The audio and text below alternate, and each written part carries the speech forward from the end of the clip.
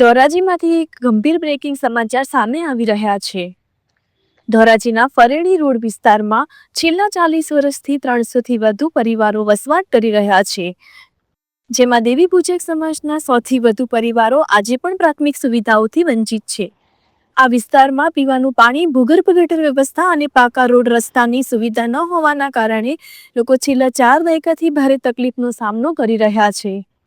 ખાસ કરીને પાણી માટે લોકોને રોજિંદા ફાંફા મારવા પડી રહ્યા છે, જે સમસ્યાને લઈ આજે દેવી પૂજક સમાજ તેમજ અન્ય પરિવારોના લોકો ધોરાજી નગરપાલિકા પહોંચ્યા હતા અને લેખિત આવેદનપત્ર આપી પોતાની વ્યથા રજૂ કરી હતી, પરંતુ અત્યાર સુધી કોઈ નક્કર કાર્યવાહી ન થતાં લોકોમાં રોષ જોવા મળી રહ્યો છે।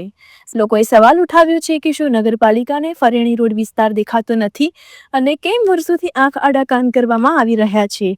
દેવી પૂજક સમાજે સ્પષ્ટ ચીમકી આપી છે કે જો તાત્કાલિક ધોરણે કામગીરી શરૂ નહીં થાય તો જન આંદોલન કરવામાં આવશે। રિપોર્ટર ફિરોઝ જુનેજા, ધોરાજી।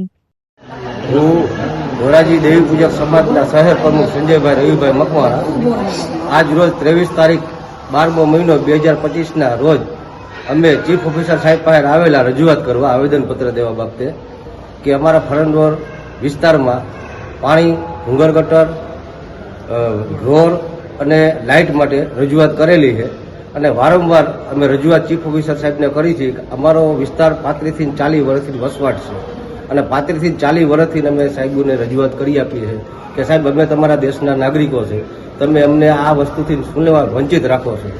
તો આજે થઈ ગયા છે, કાલે થઈ ગયા છે, આજે થઈ ગયા છે, કાલે થઈ ગયા છે।